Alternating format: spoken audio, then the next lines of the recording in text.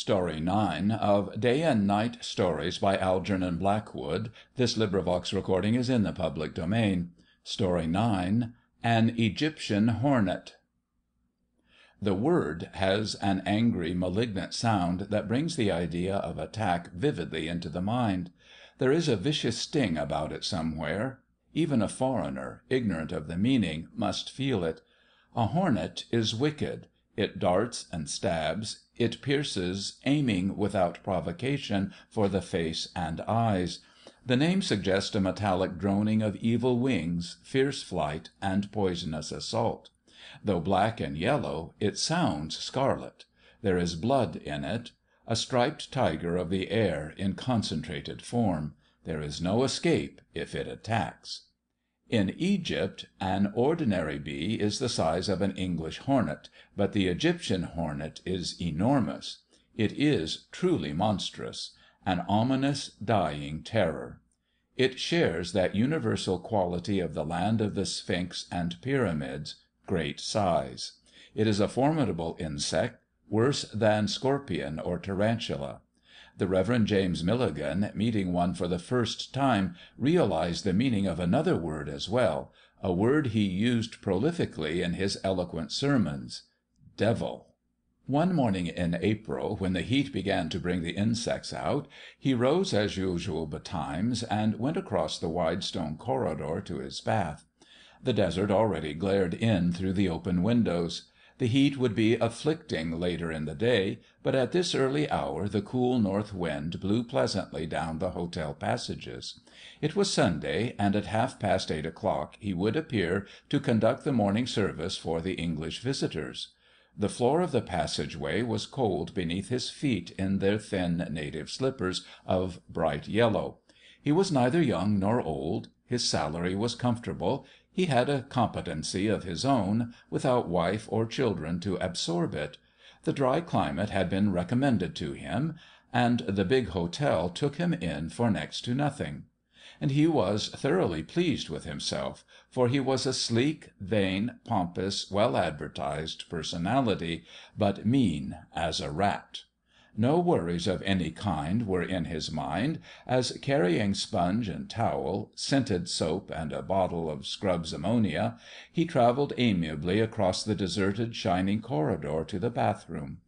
And nothing went wrong with the Rev. James Milligan until he opened the door, and his eye fell upon a dark, suspicious-looking object clinging to the window-pane in front of him. And even then, at first, he felt no anxiety or alarm, but merely a natural curiosity to know exactly what it was, this little clot of an odd-shaped, elongated thing that stuck there on the wooden framework 6 feet before his aquiline nose. He went straight up to it to see, then stopped dead. His heart gave a distinct, unclerical leap. His lips formed themselves into unregenerate shape. He gasped, "Good God, what is it?" For something unholy, something wicked as a secret sin, stuck there before his eyes in the patch of blazing sunshine. He caught his breath. For a moment he was unable to move, as though the sight half fascinated him. Then, cautiously and very slowly, stealthily in fact, he withdrew towards the door he had just entered. Fearful of making the smallest sound, he retraced his steps on tiptoe. His yellow slippers shuffled, his dry sponge fell and bounded till it settled, rolling close beneath the horribly attractive object facing him. From the safety of the open door, with ample space for retreat behind him, he paused and stared. His entire being focused itself in his eyes. It was a hornet that he saw. It hung there, motionless and threatening, between him and the bathroom door, and at first he merely exclaimed, below his breath, "Good Lord, it's an Egyptian hornet!" Being a man with a reputation for decided action, however, he soon recovered himself. He was well schooled in self-control. When people left his church at the beginning of the sermon, no muscle of his face betrayed the wounded vanity and annoyance that burned deep in his heart. But a hornet sitting directly in his path was a very different matter. He realized in a flash that he was poorly clothed, in a word, that he was practically half naked. From a distance he examined this intrusion of the devil. It was calm and very still. It was wonderfully made, both before and behind. Its wings were folded upon its terrible body. Long, sinuous things, pointed like temptation, barbed as well, stuck out of it. There was poison, and yet grace in its exquisite presentment. Its shiny black was beautiful, and the yellow stripes upon its sleek, curved abdomen were like the gleaming ornaments upon some feminine body of the seductive world he preached against. Almost he saw an abandoned dancer on the stage. And then, swiftly, in his impressionable soul, the simile changed, and he saw instead more blunt and aggressive forms of destruction. The well-filled body, tapering to a horrid point, reminded him of those perfect engines of death that reduce hundreds to annihilation unawares, torpedoes, shells, projectiles, crammed with secret, desolating powers. Its wings, its awful quiet head, its delicate slim waist, its stripes of brilliant saffron, all these seemed the concentrated prototype of abominations made cleverly by the brain of man, and beautifully painted to disguise their invisible freight of cruel death. "Bah!" he exclaimed, ashamed of his prolific imagination. "It's only a hornet, after all, an insect." And he contrived a hurried, careful plan. He aimed a towel at it, rolled up into a ball, but did not throw it. He might miss. He remembered that his ankles were unprotected. Instead, he paused again, examining the black and yellow object in safe retirement near the door, as one day he hoped to watch the world in leisurely retirement in the country. It did not move. It was fixed and terrible. It made no sound. Its wings were folded. Not even the black antennae, blunt at the tips like clubs, showed the least stir or tremble. It breathed, however. He watched the rise and fall of the evil body. It breathed air in and out as he himself did. The creature, he realized, had lungs and heart and organs. It had a brain. Its mind was active all this time. It knew it was being watched. It merely waited. Any second, with a whiz of fury, and with perfect accuracy of aim, it might dart at him and strike. If he threw the towel and missed, it certainly would. There were other occupants of the corridor, however, and a sound of steps approaching gave him the decision to act. He would lose his bath if he hesitated much longer. He felt ashamed of his timidity, though pusillanimity was the word thought selected owing to the pulpit vocabulary it was his habit to prefer. He went with extreme caution towards the bathroom door, passing the point of danger so close that his skin turned hot and cold. With one foot gingerly extended, he recovered his sponge. The hornet did not move a muscle. But it had seen him pass. It merely waited. All dangerous insects had that trick. It knew quite well he was inside. It knew quite well he must come out a few minutes later. It also knew quite well that he was naked. Once inside the little room, he closed the door with exceeding gentleness, lest the vibration might stir the fearful insect to attack.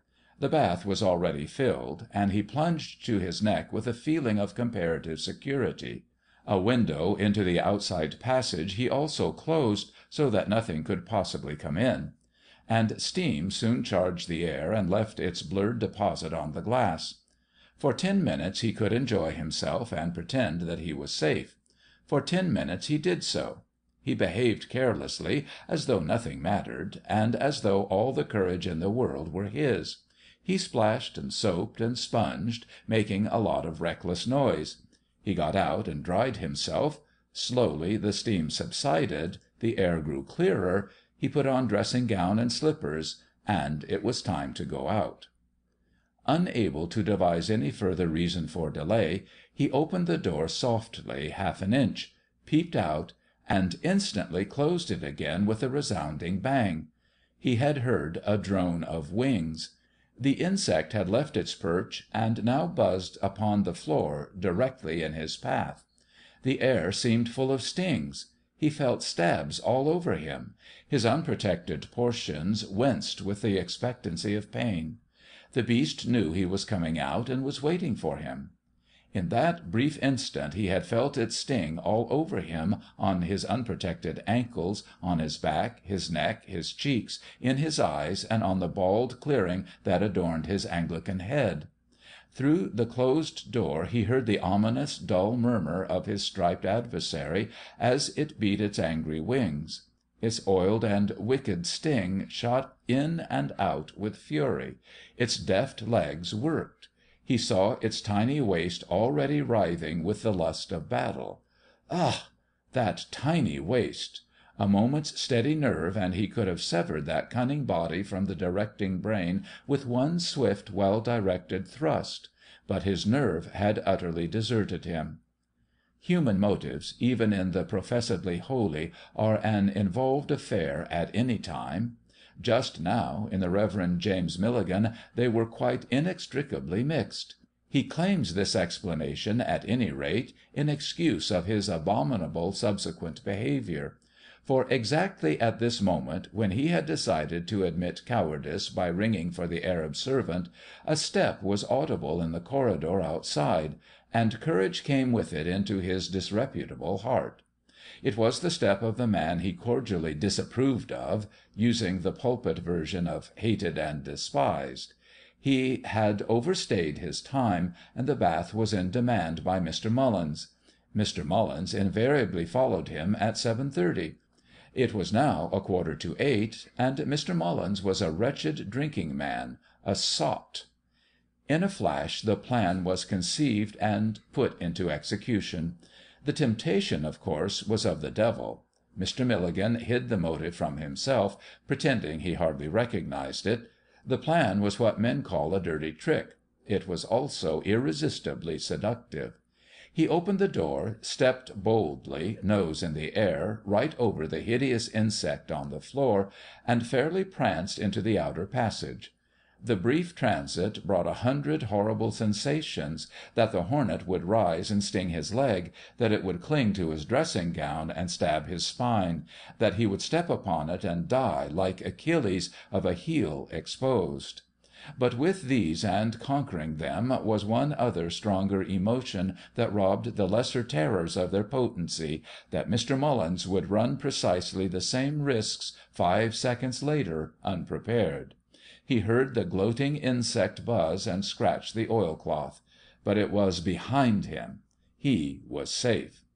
"Good morning to you, Mr. Mullins," he observed with a gracious smile. "I trust I have not kept you waiting."